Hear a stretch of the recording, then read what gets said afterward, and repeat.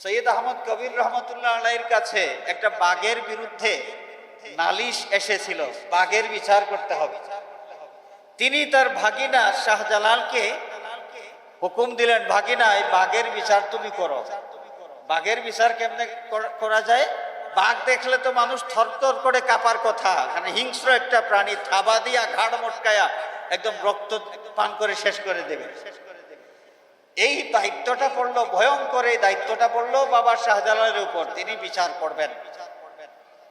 তিনি বাঘের কাছে গেলেন, বাঘের কানে ধরলেন, বাঘের কানে এক হাত দিয়ে টান দিয়ে ধরে আরেক হাত দিয়ে থাপ্পড় দিলেন। থাপ্পড় দেওয়ার মাধ্যমে বিচার করলেন। থাপ্পড় খাইয়া সেই বাঘটা মাথা নিচু করে ওই স্থান ত্যাগ করলো। সুবহানাল্লাহ।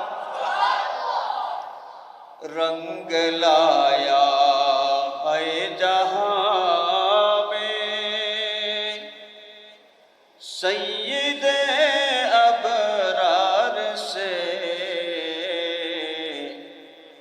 गुलशने आलम उजाला गुलबने असरार से अल्लाहुम्मा सल्ली अला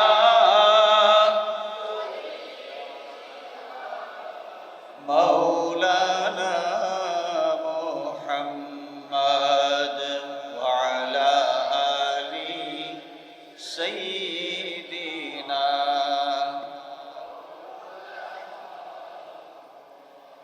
सुब्हानक ला इल्म लना इल्ला मा अल्लमतना इन्नका अंतल अलीमुल हकीम।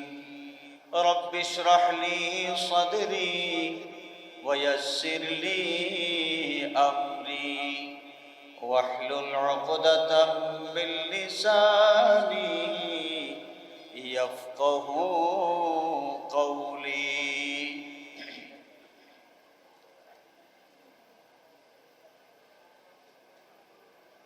बाबा शाहजालाल मुजर्रद यामानी रहमतुल्लाहि अलैहि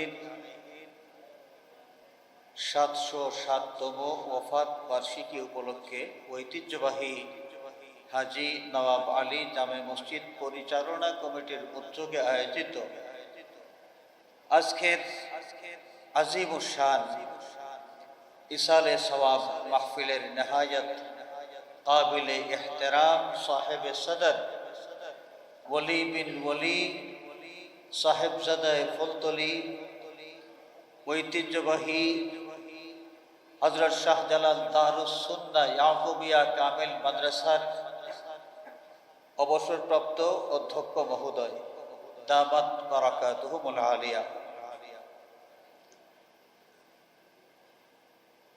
আজকের এই মাহফিলে উপস্থিত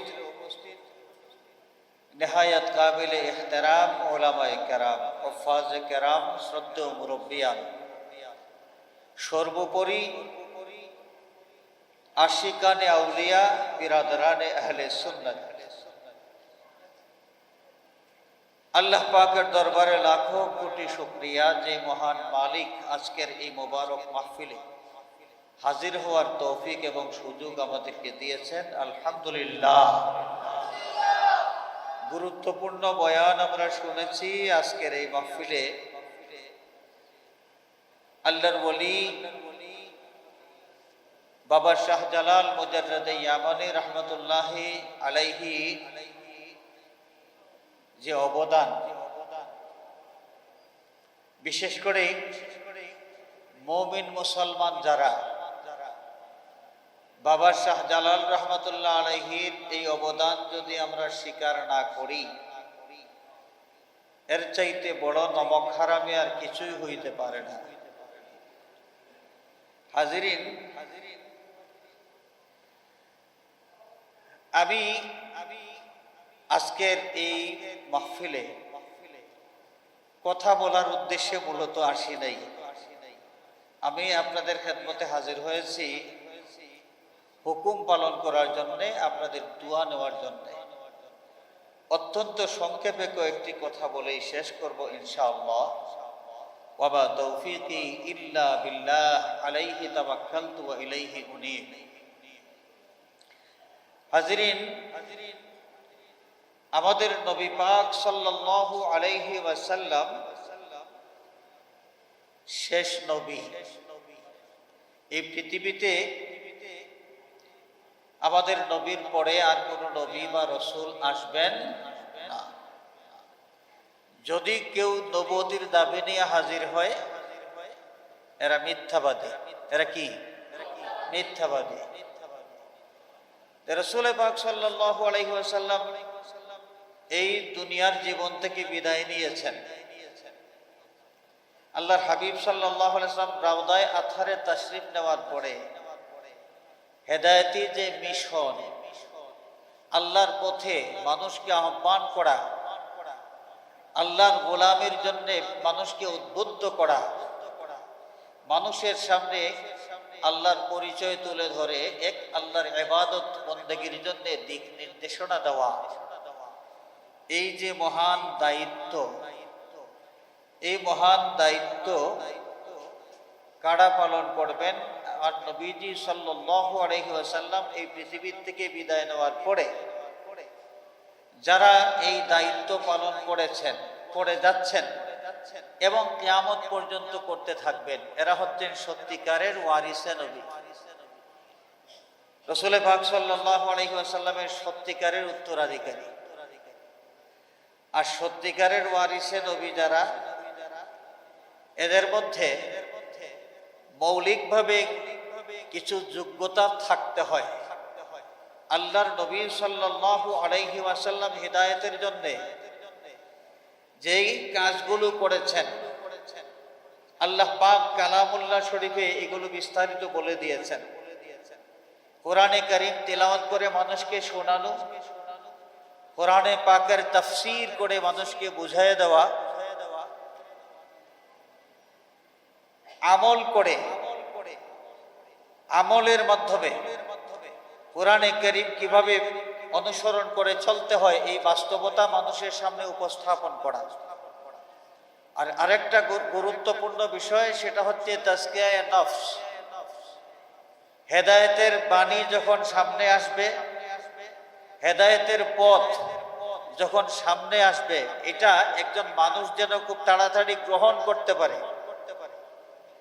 গ্রহণ করার জন্যে তার মধ্যে সেই উপযুক্ততা তৈরি করে দেওয়া, আর সেই উপযুক্ততা তৈরি করে দেওয়া হয় মানুষের কলবের পবিত্রতার মাধ্যমে, আত্মশুদ্ধির মাধ্যমে।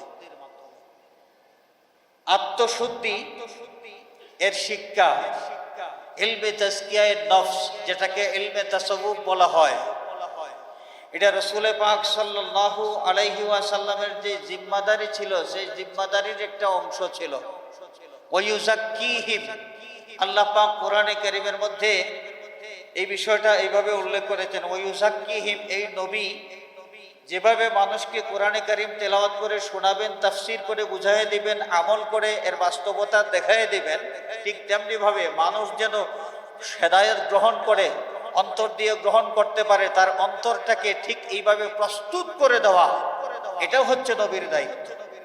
এই নবীর সত্যিকারের ওয়ারিস যারা, হেদায়েতের মিশনের ধারক এবং বাহক, এদের মধ্যেও এই গুণগুলো ছিল, আছে এবং এই গুণ সম্পন্ন মানুষ থাকবেন কিয়ামত পর্যন্ত, এই ধারা চলতে থাকবে। এই তাজকিয়ায়ে নফস, এটা এমন গুরুত্বপূর্ণ একটা বিষয় যার মাধ্যমে সত্য গ্রহণ করার জন্য একজন মানুষের হৃদয়কে প্রস্তুত করা হয়। যেমন কোরআনে পাকে আল্লাহ সুবহানাহু ওয়া তাআলা ৬ নম্বর পারার শেষের দিকে একটা বিষয় উল্লেখ করেছেন। ৬ নম্বর পারার শেষের দিকে উল্লেখ করেছেন একটা বিশেষ ঘটনা।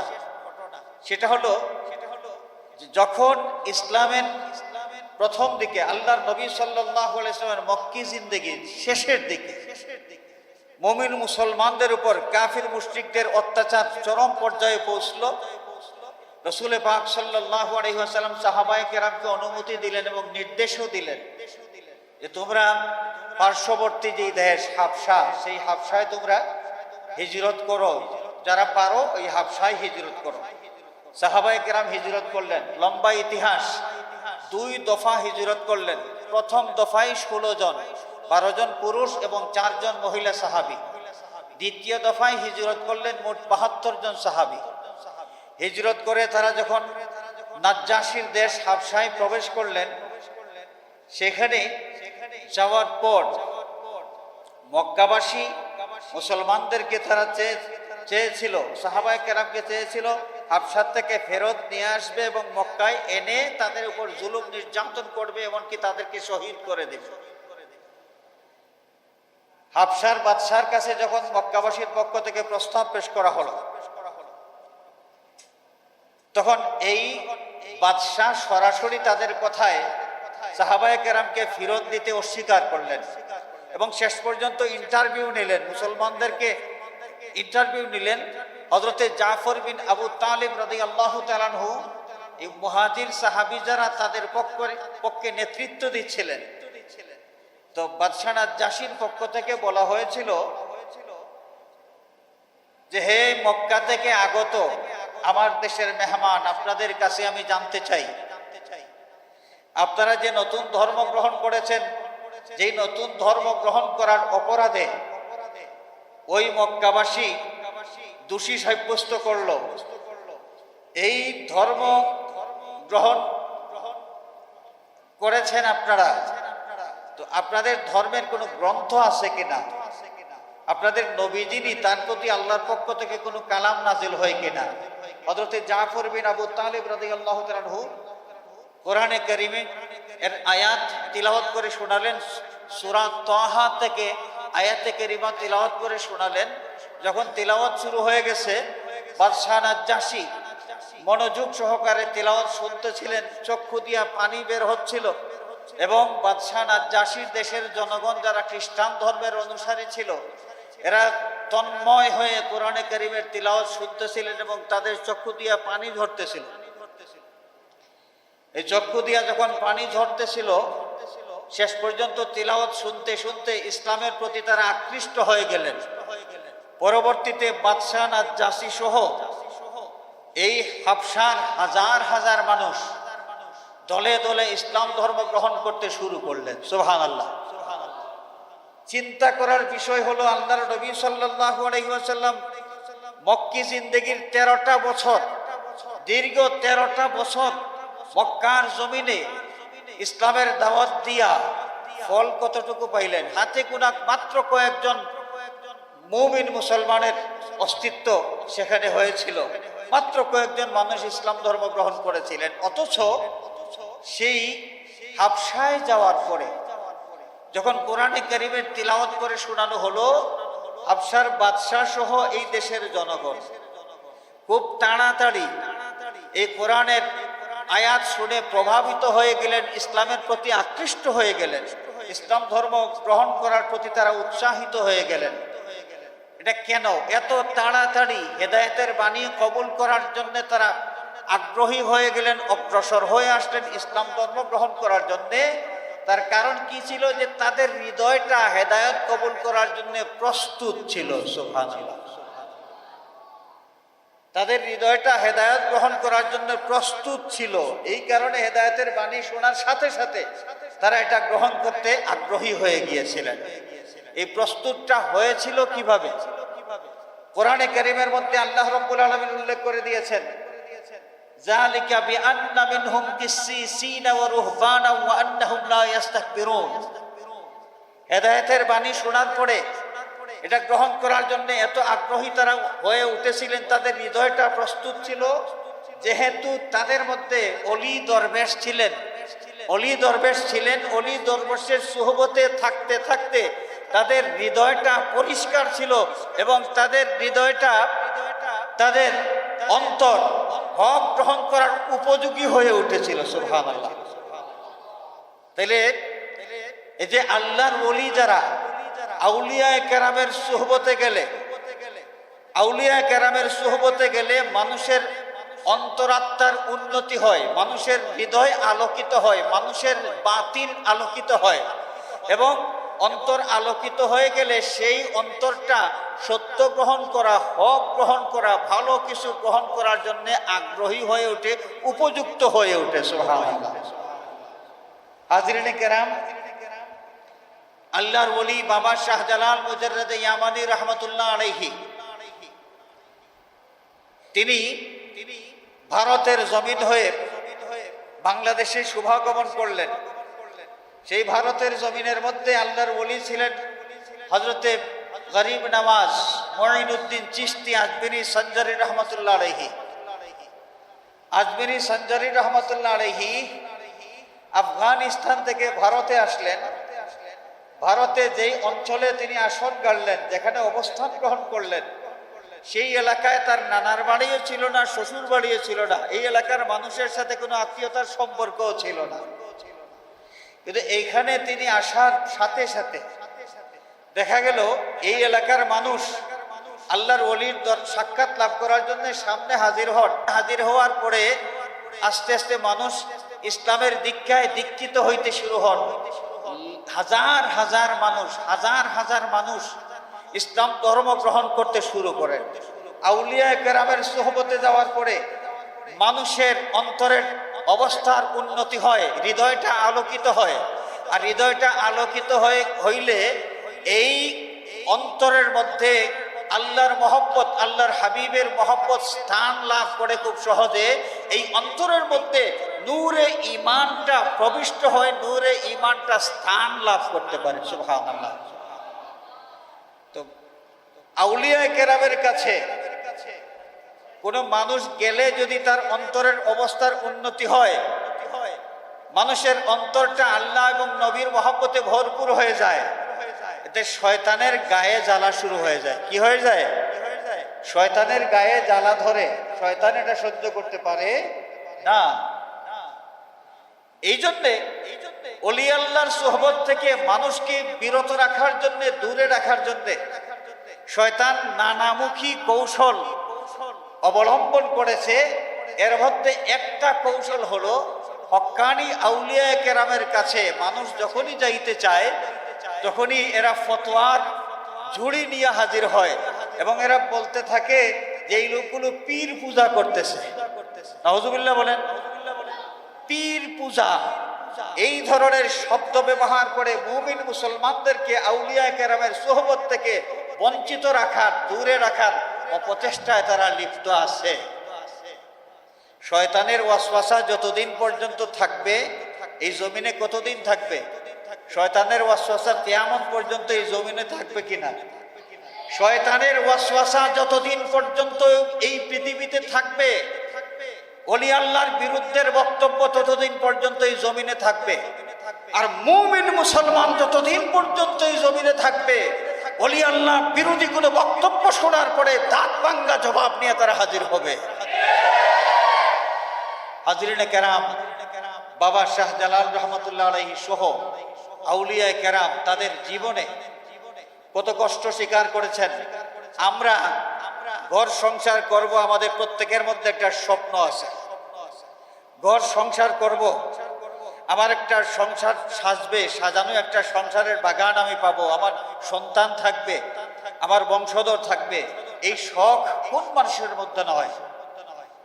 এই শখ থাকা সত্ত্বেও সমস্ত দুনিয়ার শখ আল্লাহ এগুলো কুরবানি করে আল্লাহর পথে মানুষকে আহ্বান করার জন্য আল্লাহর ওলি যারা নিজের জীবনটাকে কুরবানি করেছেন, তাদের মধ্যে অন্যতম ছিলেন বাবা শাহজালাল মুজাররদে ইয়ামানী। মুজাররদে ইয়ামানী। আমি শাহজালাল রহমতুল্লাহ আলাইহির পবিত্র নাম উচ্চারণ করার আগে বাবা শব্দটা বলি। অনেকেই এই বাবা শব্দটা নিয়ে অনেক ধরনের টিটকারিও মারতে পারে। এটা আমার ব্যক্তিগত একটা চিন্তাধারা থেকে আমি এটা বলি, বাবা শাহজালাল আমি বলি। ব্যক্তিগত চিন্তাধারা কোনটা? যে আল্লাহর ওলি, আল্লাহর পথে মানুষকে আহ্বান করার জন্যে, আল্লাহর পথে মানুষকে আহ্বান করার জন্যে ঘর সংসার, এই যে দুনিয়াদারি, যেটা বিয়ে শাদী করলেন না, বিয়ে শাদী করলেন না, তিনি নিঃসন্তান অবস্থায় এই দুনিয়ার থেকে বিদায় নিলেন। যদিও শারীরিক সন্তান তিনি রেখে যেতে পারেন নাই, কিন্তু আমরা যদি নমক হালাল হয়ে থাকি তাহলে এইটা আমাদের বিশ্বাস করতে হবে যে আমরা এই অঞ্চলের মুসলমান যারা আছি, আমরা বংশানুক্রমে বাবা শাহজালাল রহমতুল্লাহ আলাইহির রুহানি সন্তান, বাবা শাহজালাল রহমতুল্লাহ আলাইহির রুহানি সন্তান। আমাদেরকে, এই মানুষদেরকে আল্লাহর পথে আহ্বান করার জন্য, যিনি বিয়ে শাদী করলেন না, নিঃসন্তান অবস্থায় দুনিয়া থেকে বিদায় নিলেন, শারীরিক সন্তান না থাকলেও তার রুহানি সন্তান দিন দিন বেড়েই চলছে। আমরা সবাই হযরত শাহজালাল রহমতুল্লাহ আলাইহির রুহানি সন্তান, এই কারণে আমরা বাবা শাহজালাল বলে সম্বোধন করি। এটা হচ্ছে আমার ব্যক্তিগত চিন্তা। আমার ব্যক্তিগত চিন্তা থেকে শাহজালাল রহমতুল্লাহ আলাইহির পবিত্র নাম উচ্চারণ করার আগে আমি বাবা শাহজালাল, বাবা শব্দটা আমি ব্যবহার করি। তো হাজিরিনে কেরাম, বাবা শাহজালাল রহমতুল্লাহ আলাইহি তিনি সফর করলেন। সফর শুরু হয়েছিল আরব থেকে, তিনি ইয়েমেনের মানুষ, আরব থেকে সফর শুরু হয়েছে। আধ্যাত্মিক সাধনা করলেন তার আপন মামা সৈয়দ আহমদ কবির রহমতুল্লাহ আলাইহির সোহবতে অবস্থান করে। এটা আমাদের জানা আছে, এই ইতিহাস আমাদের জানা আছে কম বেশি, সবাই আমরা জানি। সৈয়দ আহমদ কবির রহমতুল্লাহ আলাইহির খেদমতে অবস্থান করে তিনি রিয়াজত, মুজাহাদা এগুলোতে লিপ্ত থাকলেন। মামা পরীক্ষা করলেন যে দেখি আমার ভাগিনার মধ্যে রিয়াজত মেহনতের প্রভাব কতটুকু পড়লো, তিনি এই পথে কতটুকু সাফল্য অর্জন করতে পারলেন। সৈয়দ আহমদ কবির রহমতুল্লাহ আলাইহির কাছে একটা বাঘের বিরুদ্ধে নালিশ এসেছিল, বাঘের বিচার করতে হবে।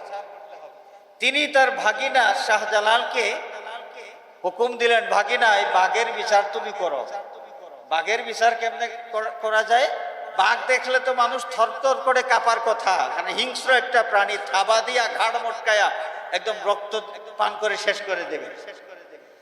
এই দায়িত্বটা পড়লো, ভয়ঙ্কর এই দায়িত্বটা পড়লো বাবা শাহজালালের উপর। তিনি বিচার করবেন। তিনি বাঘের কাছে গেলেন, বাঘের কানে ধরলেন, বাঘের কানে এক হাত দিয়ে টান দিয়ে ধরে আরেক হাত দিয়ে থাপ্পড় দিলেন। থাপ্পড় দেওয়ার মাধ্যমে বিচার করলেন। থাপ্পড় খাইয়া সেই বাঘটা মাথা নিচু করে ওই স্থান ত্যাগ করলো। সুবহানাল্লাহ। হিংস্র এই বাঘ, হিংস্র বাঘ বাবা শাহজালাল রহমতুল্লাহ আলাইহি যখন কানে ধরলেন, আক্রমণ করলো না? যখন থাপ্পড় দিলেন, তাও কি বাঘের একটু রাগ উঠলো না? রাগ উঠে নাই, রাগ উঠবে না। তার কারণ আল্লাহ রব্বুল আলামিনের মহব্বতের মধ্যে, আল্লাহ নবীর মহব্বতে যেই সমস্ত মানুষ নিজেরা বিলীন হয়ে যান, ফানা হয়ে যান, যারা আল্লাহর মহব্বতে ফানা হয়ে যান, সমস্ত জীব জন্তু তাদেরকে সম্মান করে। সমস্ত জীব জন্তু কি তাদেরকে সম্মান করে। বাবা শাহজালাল রহমতুল্লাহ আলাইহি যখন বিচার করলেন, সৈয়দ আহমদ কবির রহমতুল্লাহ আলাইহি বুঝতে পারলেন যে ভাগিনা এই সাধনার পথে তিনি সাফল্য অর্জন করেছেন, তিনি ইনসানে কামিল হয়ে গেছেন। হুকুম দিলেন, বাবা বসে থাকার সময় নাই, দায়িত্ব আছে, দায়িত্ব পালন করতে হবে। বাবা শাহজালাল রহমতুল্লাহ আলাইহি মামার আদেশ পাইয়া ওইখান থেকে সফর শুরু করলেন। ইয়েমনে গেলেন। ইয়েমনে যাওয়ার পরে ইয়েমনের মধ্যে একদম শুরু হয়ে গেল পুরা ইয়েমনের জনগণের মুখে মুখে মুখে মুখে দরবেশ শাহজালাল এসেছেন, দরবেশ শাহজালাল। ইয়েমনের বাদশাহ তৎকালীন যুগে যিনি ছিলেন, তিনি হিংসায় জ্বলে উঠলেন।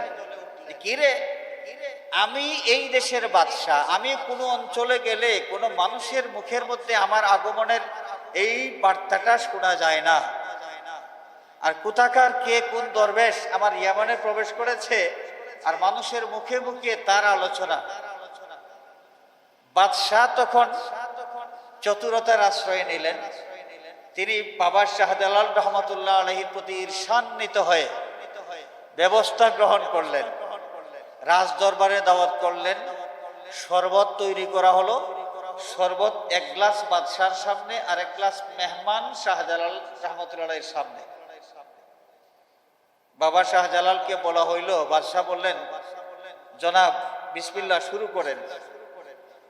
বিষ মাখানো সেই শরবতের গ্লাস বাবা শাহজালাল রহমতুল্লাহ আলাইহি যখন সেই গ্লাস থেকে শরবত গ্রহণ করবেন, গ্লাস হাতে নিয়ে বললেন, যার জন্য শরবত তার জন্য বিষ, আর যার বিষ তার জন্য শরবত। বিসমিল্লাহির রহমানির রহিম। বিসমিল্লাহ বলে শরবতের গ্লাস, পুরাটা গ্লাস শেষ করলেন, তার কিছুই হইল না। আর ওইদিকে বাদশাহ যখন তার সামনের গ্লাসটা মুখে নিলেন, বাদশার সাথে সাথেই শেষ। এই যে শাহজালাল রহমতুল্লাহ আলাইহির অনুষঙ্গী একজন শাহজাদা, যার মাজার শরীফ বাবা শাহজালাল রহমতুল্লাহ আলাইহির মাজার শরীফের সাথেই আছে, শাহজাদা আলী রাহিমাহুল্লাহ, যে ওনার বাবা ছিলেন ওই ইয়েমেনের বাদশাহ। যখন বাবার এই অবস্থা দেখলেন যে একজন দরবেশ, একজন ফকির, এই ফকিরের কাছে বাদশার কোনো চাতুরি, বাদশাহী চাতুরি সব বিফলে গেছে, তিনি তখন চিন্তা করলেন যে বাদশার ছেলে, আমি তো বাদশাহ, কি হবে এই বাদশাহ বিদ্যা, যেই বাদশাহী একজন ফকিরের কাছে কিছুই না, ওই ফকির বেটাই তো ভালো। বাবা শাহজালাল রহমতুল্লাহ আলাইহির সুহবতে থাকার জন্য তিনি অনুরোধ করলেন। শেষ পর্যন্ত আল্লাহর ওলি তাকে বললেন যে আপনি আপনার এই রাষ্ট্রীয় দায়িত্ব পালন করতে থাকেন এখানে। প্রথমে তিনি রাজি হয়ে গিয়েছিলেন, কিন্তু পরে হৃদয়ের টানে আবার পিছন দিক দিয়া রওনা করেছেন এবং শেষ পর্যন্ত সফর করতে করতে শাহজাদা আলী সিলেট পর্যন্ত এসে পৌঁছেছেন। তো হাজিরিনে কেরাম, বাবা শাহজালাল রহমতুল্লাহ আলাইহি জবান মোবারক দিয়ে বললেন, যার জন্য শরবত তার জন্য বিষ, আর যার জন্য বিষ তার জন্য শরবত। এই মুখের কথায় শরবত বিষ হয়ে গেল আর বিষ শরবত হয়ে গেল। মুখের কথায় শরবত বিষ হয়ে গেল এবং বিষ কি হয়ে গেল?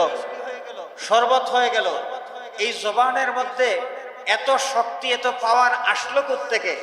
যে আল্লাহ রব্বুল আলামিন এই শক্তি আল্লাহর ওলিদেরকে দান করেন। সুবহানাল্লাহ।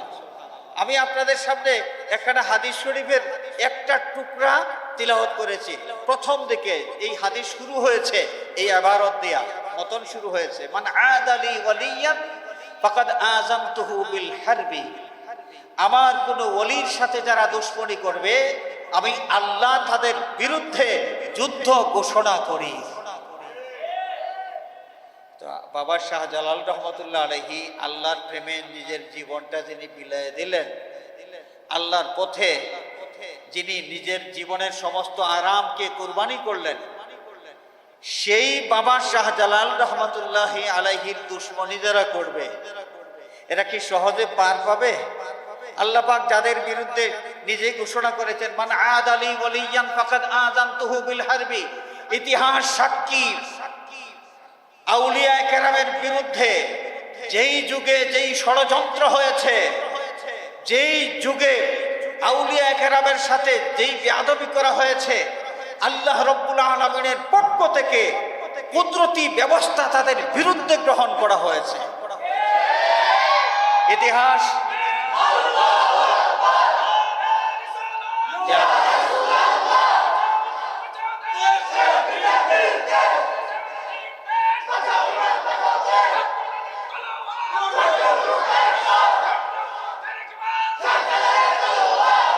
হাজিরিনে কেরাম, মুজাদ্দিদে আলফে সানি রহমতুল্লাহ আলাইহির ইতিহাস আমরা জানি। সম্রাট আকবরের মতো দাপুটে একজন সম্রাট, সেই দ্বীনে ইলাহি নামে ভ্রান্ত একটা নতুন ধর্ম যখন আবিষ্কার করলো, এবং সেই ভ্রান্ত ধর্মের বিরুদ্ধে মুজাদ্দিদে আলফে সানি রহমতুল্লাহ আলাইহি যখন প্রতিবাদ করতে শুরু করলেন, মানুষের সামনে দ্বীনে ইলাহির গুমরাহি তুলে ধরতে শুরু করলেন, তখন এই সম্রাট আকবর ব্যবস্থা নিয়েছিল, মুজাদ্দিদে আলফে সানি রহমতুল্লাহ আলাইহিকে বন্দী করেছিল, তার পক্ষের সমস্ত উলামায়ে কেরামকে বন্দী করেছিল। কিন্তু আল্লাহর ওলিদের সোহবতে জেলখানার কয়েদি যারা, এরা সকলেই এক একজন মর্দে মুজাহিদে রূপান্তরিত হয়ে গেলেন। সুবহানাল্লাহ। আল্লাহর ওলিরা যেখানেই যান সেখানেই আল্লাহর মহব্বতের বাগান তৈরি করে দেন। আল্লামা সাহেব কিবলা রহমতুল্লাহ আলাইহির ইতিহাসও তো এমন পাওয়া যায়। সাহেব কিবলা রহমতুল্লাহ আলাইহি যখন সেই কারাগারের প্রকোষ্ঠের ভিতরে, তখন কারাগারের ভিতরে কোরআন হাদিসের দরসগাহ তৈরি হয়ে গেল। সুবহানাল্লাহ। কারাগারের ভিতরে আল্লাহর ওলি আল্লামা ফুলতলি সাহেব কিবলা রহমতুল্লাহ আলাইহি, সেখানে কি হয়ে গেল? কোরআন হাদিসের দরসগাহ তৈরি হয়ে গেল, কোরআন হাদিসের বাগান তৈরি হয়ে গেল। সুবহানাল্লাহ। আউলিয়া কেরামের ইতিহাস এমন। মুজাদ্দিদে আলফে সানি রহমতুল্লাহ আলাইহির সাথে বেয়াদবি করেছিল, পারে নাই। সম্রাট আকবর পারে নাই। সম্রাট আকবরের শাহজাদা জাহাঙ্গীর পরবর্তীতে তিনি দায়িত্ব লাভ করার পরে বাবার পথে কিছুদিন তিনি হাঁটছিলেন, কিন্তু শেষ পর্যন্ত তিনি দেখলেন যে না, এই বেটা ফকির বেটার সাথে পারা যাবে না, এই দরবেশের সাথে পারা যাবে না। তিনি আত্মসমর্পণ করলেন এবং এই প্রস্তাব নিয়ে হাজির হইলেন যে বাবা, আমার সম্রাটগিরির কোনো দরকার নাই, নেন, আপনার এই দায়িত্ব আপনি পালন করেন, আমি আপনার অনুসারী হিসেবে থাকবো। মুজাদ্দিদে আলফে সানি সহ আউলিয়া কেরাম যারা, এদের কাছে দুনিয়ার ক্ষমতা, দুনিয়ার মোহ এগুলো তুচ্ছ। দুনিয়ার ক্ষমতার এক পয়সার কোনো দাম নাই। আল্লাহ রাব্বুল আলামিন তাদেরকে যে ইজ্জত দান করেন, যে সম্মান দান করেন, তার সামনে দুনিয়ার বাদশাহী আর দুনিয়ার ক্ষমতা এর এক বিন্দু মাত্র কোনো দাম নাই। মুজাদ্দিদে আলফে সানি রহমতুল্লাহ আলাইহি তখন জবাব দিয়েছিলেন, দরকার নাই তোমার এই রাজত্ব আমি পরিচালনা করবো, আমার দরকার নাই। আমি চাই তুমি রাজত্ব পরিচালনা করো, তবে সৎ পথে চলবে। যদি চলো, তোমার প্রতি দোয়াও থাকবে, সহযোগিতাও থাকবে। আর উল্টা পাল্টা যদি করো, তাহলে তোমার বাবার পরিণতি কি হয়েছে সেটা তো তোমার দেখা আছে, সেই পরিণতি তোমাকেও ভোগ করতে হবে। হাজরিনে কেরাম, যুগে যুগে যেই যুগেই আউলিয়া কেরামের বিরুদ্ধে ষড়যন্ত্র হয়েছে, সেই যুগেই কুদরতি ব্যবস্থাপনায় ওলি আল্লাহর দুশমনদেরকে দমন করা হয়েছে। বাবা শাহজালাল রহমতুল্লাহ আলাইহি সেই পথের প্রতীক ছিলেন। আল্লাহর সাহায্য নিয়ে তিনি সফর শুরু করলেন। সেই ইয়েমেনের জিয়ারত শেষে ভারতের জমিনে, ভারতের দিকে শুভাগমন করলেন। ভারত হয়ে বাংলাদেশে প্রবেশ করলেন। বাংলাদেশের ওই সিলেটের পথে প্রবেশদ্বার নবীগঞ্জের চৌকি, সেই নবীগঞ্জের চৌকি হয়ে সিলেটের পথে কেদারার জাঙ্গাল, গৌড় গোবিন্দ তার রাজত্বের সীমানা, ওই নবীগঞ্জের চৌকি পর্যন্ত যাওয়ার একটা বিশাল বড় রাস্তা ছিল। ইতিহাসের মধ্যে পাওয়া যায় একসাথে এক সারিতে 12টা ঘোড়া যাইতে পারত, এক সারিতে। এত বিরাট ছিল, চওড়া ছিল। এই কেদারার জাঙ্গালের কিছু চওড়া কতটুকু ছিল, এটা ছোটবেলায় আমিও কিছু দেখার সুযোগ পেয়েছি, আমিও দেখেছি। আমাদের ওই জালালপুরের দিকে আসার মোকাম ওইখানে অবস্থান করলেন। অবস্থান করার পর রওনা করলেন সিলেটের উদ্দেশ্যে কেদারার জাঙ্গাল হয়ে। আর কেদারার জাঙ্গাল কোন দিকে? ওই যে সিলেটের শেখঘাট হয়ে ওই দিকে সুজা, ওইদিকে আমাদের বর্তমানে গ্রাম যেটা আলমদিন, এই আলমদিন গ্রামের পরিচিত একটা নাম হলো মঞ্জলাল। এই আলমদিন গ্রামের সামনে দিয়ে কেদারার জাঙ্গাল ছিল। এই কেদারার জাঙ্গাল ওইটাই যাইতে যাইতে নবীগঞ্জের চৌকি পর্যন্ত গিয়েছে। আর ওইখানে আলমদিন গ্রাম যেটা, ওইখানে আসার পর বাবা শাহজালাল রহমতুল্লাহ আলাইহি তিনি সিলেট প্রবেশ করবেন। ওইখানে আসার পর স্মরণ হইল যে তার হাতের লাঠি তিনি ভুল করে ওইখানে রেখে এসেছেন। তার সাথী হযরতে শাহ কামাল রহমতুল্লাহ আলাইহি, আমাদের সাহেব কিবলা রহমতুল্লাহ আলাইহির পূর্বপুরুষ, আল্লাহর ওলি হযরতে সাহেব কিবলা রহমতুল্লাহ আলাইহি, যার পবিত্র ধমনীতে আউলিয়া কেরামের রক্ত প্রবাহিত। সাহেব কিবলার পূর্বপুরুষ হযরতে শাহ কামাল রহমতুল্লাহ আলাইহি তাকে পাঠাইলেন, যাও আমার লাঠিটা ওইখান থেকে নিয়ে আসো। গিয়া তিনি দেখেন লাঠিটা মাটির মধ্যে এইভাবে দাঁড় করানো ছিল, লাঠির মধ্যে পাতা গজায় গেছে। তিনি সংবাদ দিলেন, সংবাদ নিয়ে আসলেন যে ওই লাঠি তো ওইখানে লাঠির পাতা গজায় গেছে। বাবা শাহজালাল রহমতুল্লাহ তাকে হুকুম দিলেন, ঠিক আছে, তাইলে তুমি ওইখানে অবস্থান করো, লাঠি নিয়ে আসারও দরকার নাই, লাঠি এখানে থাকবে এবং তুমিও এখানে থেকে যাও, তুমিও এখানে থেকে যাও। এই বাবা শাহজালাল রহমতুল্লাহ আলাইহি এইখানে যে লাঠির কথা স্মরণ হয়েছিল, অবস্থান করেছিলেন লাঠির অপেক্ষার জন্য। এই অবস্থান করার থেকে মঞ্জিলে জালাল, মঞ্জিলে জালাল এই নামকরণ হয়েছিল। আর মঞ্জিলে জালাল থেকেই পরবর্তীতে সংক্ষিপ্ত রূপ হইল মঞ্জালাল। বাবা শাহজালাল রহমতুল্লাহ আলাইহি ঠিক এভাবে সফর করে করে সিলেটের শেখঘাট হয়ে এদিকে প্রবেশ করলেন। ইতিহাস আমাদের জানা আছে, কম বেশি সকলের জানা আছে। আমি আপনাদের খেদমতে আরজ করতে চাই যে আল্লাহর ওলি দীর্ঘ সফর করলেন, দীর্ঘ সফর করলেন, সিলেটে প্রবেশ করলেন, সিলেট বিজয় করলেন। যে জালিম গৌর গোবিন্দ শোচনীয়ভাবে পরাজিত হলো। আল্লাহর ওলির কাছে আউলিয়া কেরামের জবানের কত শক্তি, আউলিয়া কেরামের জবানের কত শক্তি। যেই জবান দিয়ে উচ্চারণ করেছিলেন যে যার শরবত তার জন্য বিষ, আর যার বিষ তার জন্য শরবত, জবানের মাধ্যমে এই জবানের এত শক্তি কোথা থেকে আসলো? আল্লাহ রাব্বুল আলামিন ওই হাদিস শরীফের মাধ্যমে, হাদিসে কুদসির মাধ্যমে জানিয়ে দিয়েছেন যে আমার ওলি যারা, আমার বন্ধু যারা, আমি যাদেরকে আপন করে নিয়েছি, আমার রহমতের ডোরে আমি যাদেরকে বেঁধে নিয়েছি, খাস মহব্বতের ডোরে আমি বেঁধে নিয়েছি, তাদের জবানের কত দাম, তাদের জবানের কত দাম।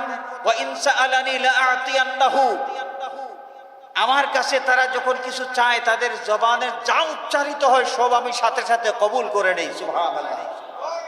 তাদের জবান থেকে যা উচ্চারিত হয় সাথে সাথে আমি কবুল করে নেই। তাদের জবানের কত দাম।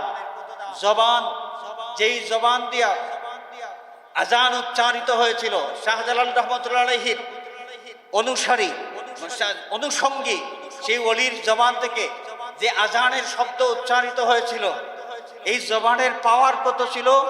আজানের ধ্বনিতে সেই গৌর গোবিন্দের রাজপ্রাসাদ পর্যন্ত ঝরে ঝরে পড়ে গিয়েছিল। সুবহানাল্লাহ। বাবা শাহজালাল রহমতুল্লাহ আলাইহি এই সুরমা নদী পাড়ি দিলেন অনুসঙ্গী সহ। কি করে পাড়ি দিলেন? গৌর গোবিন্দ বাবা শাহজালালের পথ প্রতিরোধ করার জন্যে কি করলো? খেওয়া নৌকা সহ যা নৌকা ছিল সব ওইখান থেকে সরাই ফেললো। নদী পাড়ি দিবেন কেমনে? আল্লাহর ওলি বিসমিল্লাহির রহমানির রহিম জায়নামাজ বিছাইলেন, জায়নামাজ বিছাইলেন নদীর উপর। তারপর সেই জায়নামাজে করে বাবা শাহজালাল এবং তার অনুসারী সবাই, অনুসঙ্গী যারা ছিলেন তারা সবাই এই পার থেকে সেই পারে চলে গেলেন। সুবহানাল্লাহ। এখানে একটা ছোট্ট একটা কথা আছে, ছোট একটা কথা আছে, যাহাকে দেখতে নারী তাহার চলন বাঁকা। একটা বাংলা একটা প্রবচন আছে না, যাহাকে দেখতে নারী তাহার চলন বাঁকা। কাউকে যদি হৃদয় দিয়া কেউ গ্রহণ করে না, দুশ্মনী রাখে, তার কোনো দোষ যদি খুঁজে না পায়, কোনো দোষ নাই, যেই লোকটার বিরুদ্ধে দুশ্মনী করে কিছু বলবে, কোনো দোষ খুঁজে পায় না, তখন কি বলে? তাহার চলন বাঁকা। দোষ কিছু না পাইয়া বলে যে এই লোকটা হাঁটার সময় তেড়া হইয়া হাঁটে, হাঁটার সময় তেড়া হইয়া হাঁটে। যাহাকে দেখতে নারী তাহার চলন বাঁকা। ওলি আল্লাহ বিদ্বেষী কিছু মানুষ আছে, ছিল, আছে এবং কিয়ামত পর্যন্ত থাকবে। এরা যদি না থাকে কিয়ামত হবে না। ওলি আল্লাহ বিদ্বেষী মানুষ ছিল, আছে এবং থাকবে। এরা আউলিয়া কেরামের কোনো কারামত বিশ্বাস করে না। বাবা শাহজালাল জায়নামাজ বিছাইয়া সুরমা নদী পাড়ি দিছেন, এটা কেমন জানি যে শাহজালালের শান আর মান প্রকাশিত হয়, এটা তো তারা সহ্য করতে পারে না। সুতরাং ইতিহাস তারা নিজেরা রচনা করলো এবং বাবা শাহজালালের জায়নামাজের নিচে তারা নিজেরা মিথ্যাবাদী হয়ে বাঁশের চালি ঢুকিয়ে দিল।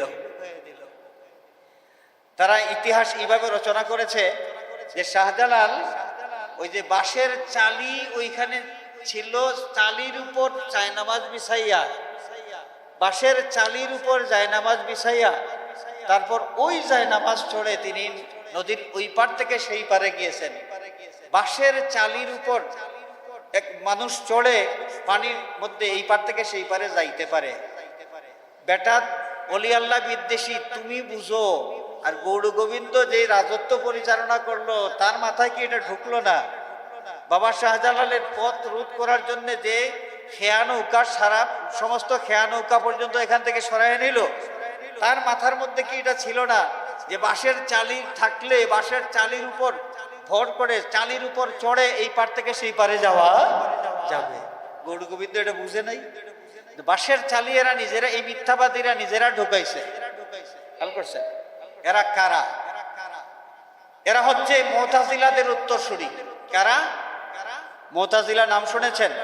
ইসলামের মধ্যে বাতিল ফিরকা অনেকগুলো আছে। এর মধ্যে একটা বাতিল ফিরকা ছিল মুতাজিলা, যারা শাফাআত বিশ্বাস করে না, যারা ওসিলা বিশ্বাস করে না। সেই মুতাজিলারা এরাই ওলি আল্লাহর কারামত বিশ্বাস করে না। আহলে সুন্নাত ওয়াল জামাতের আকীদা হলো কারামাতুল আউলিয়ায়ে হাক্কুন, ওলি আল্লাহর কারামত এটা সত্য। বাঁশের চালি দিয়া নদীর এই পার থেকে সেই পারে যাওয়া এটা কারামত না। এটা আমার মতো সাধারণ মানুষও এই ঘটনা ঘটাইতে পারে। কিন্তু বাবা শাহজালাল জায়নামাজ বিছাইয়া সুরমা নদী পাড়ি দিয়েছেন, এটা তার কারামত ছিল। ওইখানে বাঁশের চালির কোনো প্রয়োজন নাই। আল্লাহর কুদরতি শক্তিতে যেই ঘটনা ঘটে সেইখানে দুনিয়ার কোনো মানুষের বুদ্ধি দিয়া সেই কাজের বিশ্লেষণ করে চলবে না, কোনো বুদ্ধি সেইখানে কাজ করবে না। কারামাতুল আউলিয়ায়ে হাক্কুন। তো যাই হোক, আমরা আহলে সুন্নাত ওয়াল জামাতের অনুসারী, আমরা বিশ্বাস করি ওলি আল্লাহর এই পরিচয়ে মানুষের মধ্যে কিছু মানুষ আছেন যাদের ইমানের কোয়ালিটি অনেক বেস্ট কোয়ালিটির ইমান তারা রাখেন, বেস্ট কোয়ালিটির ইমানদার। এরা ওলি আল্লাহ একদল মানুষ আছেন এবং কিয়ামত পর্যন্ত এরা থাকবেন। আহলে সুন্নাত ওয়াল জামাত যারা ওলি আল্লাহ আমরা বিশ্বাস করি, আউলিয়া কেরামের কারামত কি আমরা বিশ্বাস করি যে কারামাতুল আউলিয়ায়ে হাক্কুন। আর আহলে সুন্নাত ওয়াল জামাত ছাড়া আরো কিছু তেড়াবেড়া কিছু মুসলমান আছে, যেই তেড়াবেড়া মুসলমানগুলো কিছু খারিজির আকীদা নিয়ে আসে, কিছু মুতাজিলাদের আকীদা নিয়ে আসে, কিছু শিয়াদের আকীদা নিয়ে আসে, কিছু জবরিয়া সম্প্রদায়ের আকীদা নিয়ে আসে, কিছু কাররামিয়া সম্প্রদায়, কিছু এই যে কদরিয়া সম্প্রদায়ের সেই গুমরাহি আকীদা নিয়ে আসে। নানান বাতিল ফিরকা, এইখান থেকে কিছু, ওইখান থেকে কিছু, ওইখান থেকে কিছু নিয়া তারা একত্রিত করে নতুন একটা ধর্ম, ইসলামকে একটা মডার্নিজম, একটা মডার্নাইজেশন, মডিফাই করার জন্য তারা অপচেষ্টা করেছে। ইসলামকে মডিফাই করার অপচেষ্টা যারা করেন, মনে রাখতে হবে এরা ধরা খাবেন। আল্লাহ এবং আল্লাহর হাবিবের আশিক যারা আছে এরা পৃথিবীতে যতদিন পর্যন্ত থাকবে, চক্রান্তকারীরা চক্রান্ত করলেও শেষমেশ ধরা খাওয়া লাগবে। বাবা শাহজালাল রহমাতুল্লাহি আলাইহির অনুসারীরা যেখানেই থাকবে, জালিম গৌর গোবিন্দের বিরুদ্ধে যেমনি ভাবে বাবা শাহজালালের সেই তরবারি গর্জে উঠেছিল, এই শাহজালালের রুহানি সন্তান যতদিন পর্যন্ত এই জমিনের মধ্যে বেঁচে থাকবে, আহলে সুন্নাত ওয়াল জামাতের আকীদার থেকে মানুষকে সরানোর জন্য যে কোনো চক্রান্ত যদি আসে, ঠিক সেইভাবে তারা এই বাবা শাহজালালের রুহানি সন্তান যারা, তারা সেই দৌরাত্মকারীদের দৌরাত্ম প্রতিরোধ করবে ইনশাআল্লাহ।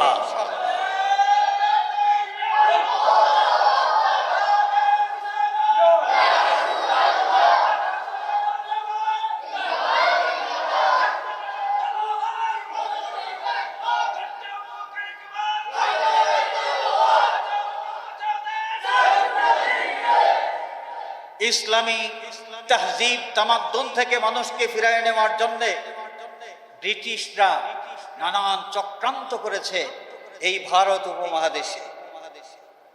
শহীদে বালাকোট সৈয়দ আহমদ শহীদ বেরলভী রহমতুল্লাহি আলাইহি তাদের সেই চক্রান্ত রোধ করে দেওয়ার জন্য যখন হুঙ্কার ছাড়লেন, তখন শেষ পর্যন্ত তিনি শহীদ হয়েছেন। কিন্তু ষড়যন্ত্রকারীদের বিরুদ্ধে এমন একটা প্রাচীর তিনি রচনা করে গিয়েছিলেন, শেষ পর্যন্ত সেই ব্রিটিশ দখলদারদের হাত থেকে মুসলমানদের তাহজিব তামাদ্দুন রক্ষা পেয়েছিল। শহীদে বালাকোট সৈয়দ আহমদ বেরলভী রহমতুল্লাহ আলাইহির যথাযথ উত্তরসূরি মুজাদ্দিদে জামান আল্লামা ফুলতলি সাহেব কিবলা রহমতুল্লাহ আলাইহির মতো একজন ওলিকে মুর্শিদ হিসাবে পেয়ে আমরা ধন্য। বাবা শাহজালাল রহমতুল্লাহ আলাইহির রুহানি উত্তরাধিকারী হিসাবে আল্লাহর ওলি ফুলতলি সাহেব কিবলা রহমতুল্লাহ আলাইহিকে আমরা পেয়েছি। সুতরাং আল্লামা সাহেব কিবলার রুহানি সন্তান আমরা যারা আছি, জিসমানি সন্তান যারা তারা তো আসেনি, ওনাদের ব্যাপারে আমাদের কোনো কথা নাই।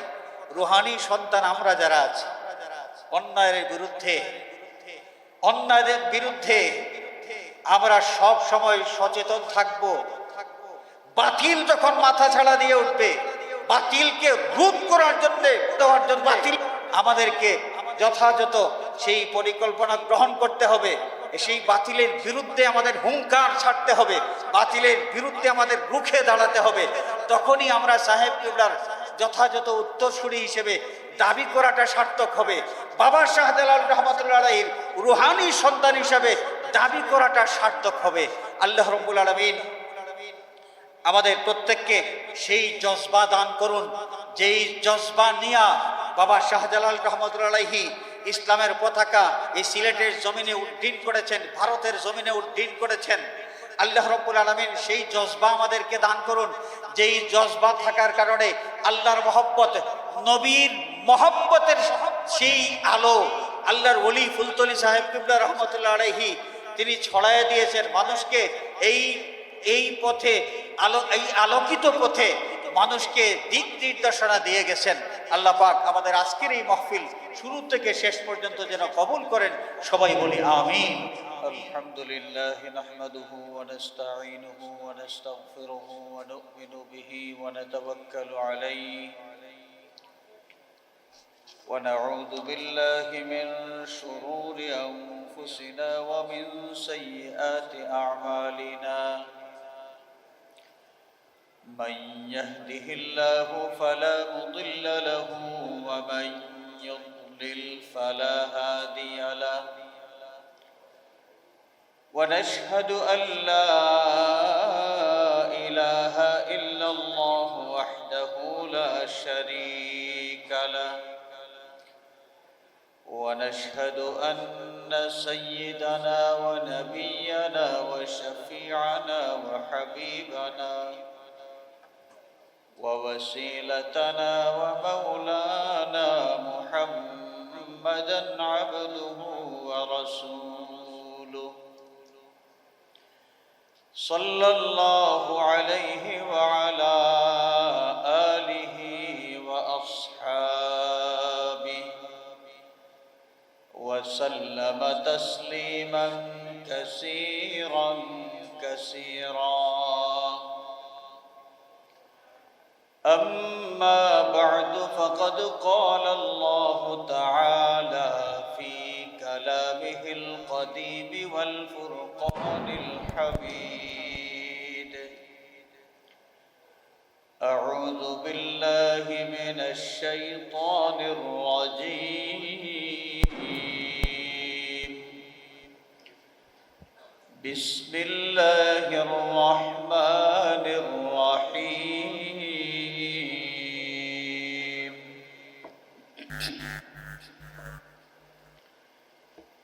ألا إن أولياء الله لا خوف عليهم ولا هم يحزنون الذين آمنوا وكانوا يتقون. وفي مقام آخر قال الله عز وجل: إن أولياؤه إلا المتقون.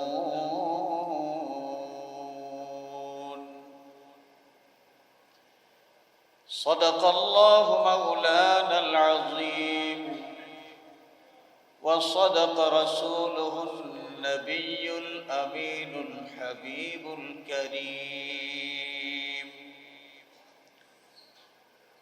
وجاء في الخبر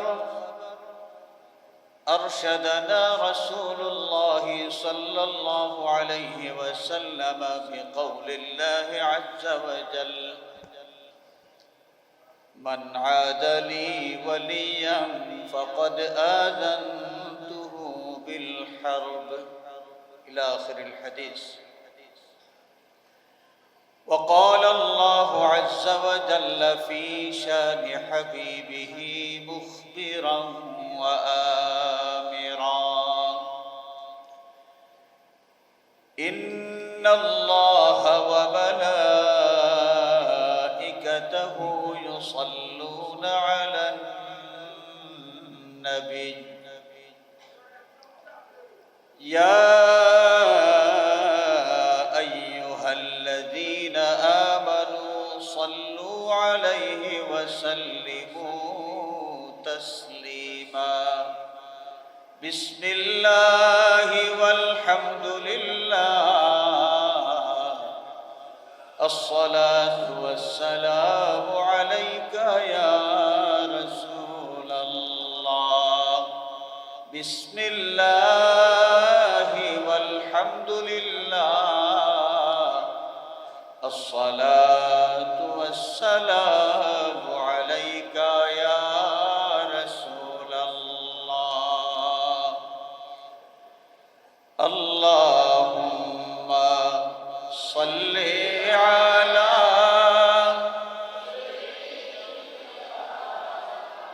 مولانا محمد وعلى آل سيدنا.